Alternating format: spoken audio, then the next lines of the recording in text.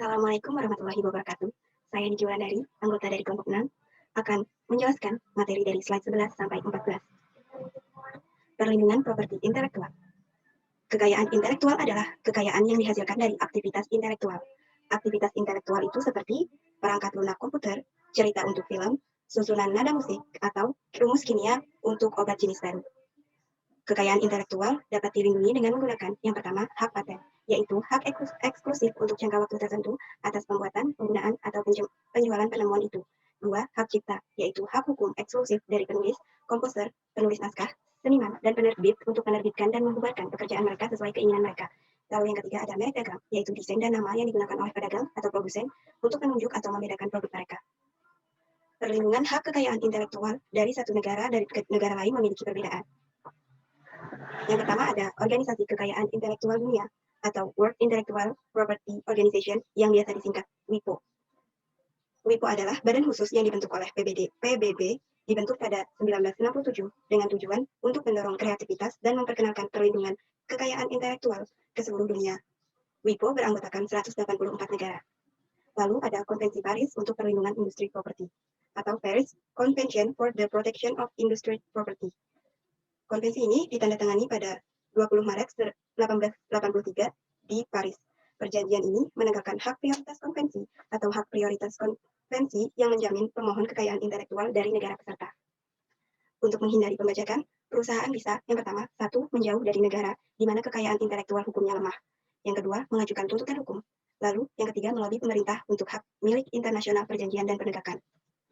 Selanjutnya ada keamanan produk dan liabilitas produk. Keamanan produk yaitu Undang-Undang Keamanan Produk untuk menetapkan standar tertentu yang harus dipatuhi oleh produk. Sedangkan untuk liabilitas produk adalah hal yang melibatkan pemegang perusahaan dan petugas yang bertanggung jawab jika suatu produk menyebabkan cedera, kematian, atau kerusakan. Dua hukum liabilitas yaitu yang pertama, sipil, sanksi yang diberikan berupa pembayaran dan penalti keuangan. Lalu yang kedua ada kriminalitas, sanksinya berupa denda dan kurungan penjara.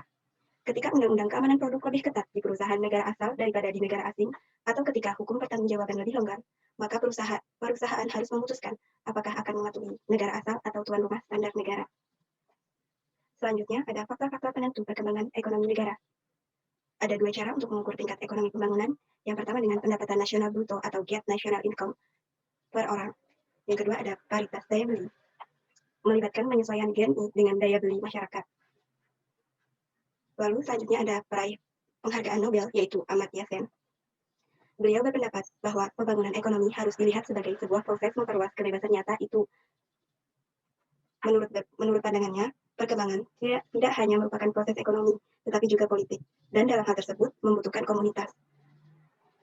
Demokratisasi politik untuk memberikan warga negara hak suara dalam membuat keputusan penting bagi komunitas. Amartya Sen juga menghapuskan hambatan utama untuk kebebasan, suka kemiskinan, tirani, dan pengabaian fasilitas umum. Ia berpendapat juga perawatan kesehatan dasar dan pendidikan dasar menjadi faktor penentu dalam perkembangan ekonomi negara. PBB menggunakan ide Sen untuk mengembangkan Indeks Pembangunan Manusia atau Human Development Index yang didasarkan pada yang pertama, harapan hidup saat lahir, pencapaian pendidikan, dan apakah pendapatan rata-rata cukup untuk memenuhi kebutuhan dasar hidup di suatu negara. Berikut ada data pertumbuhan ekonomi di dunia. Dapat dilihat, yang pertama yaitu ada China menempati peringkat pertama, dan dua ada Amerika Serikat menempati peringkat kedua.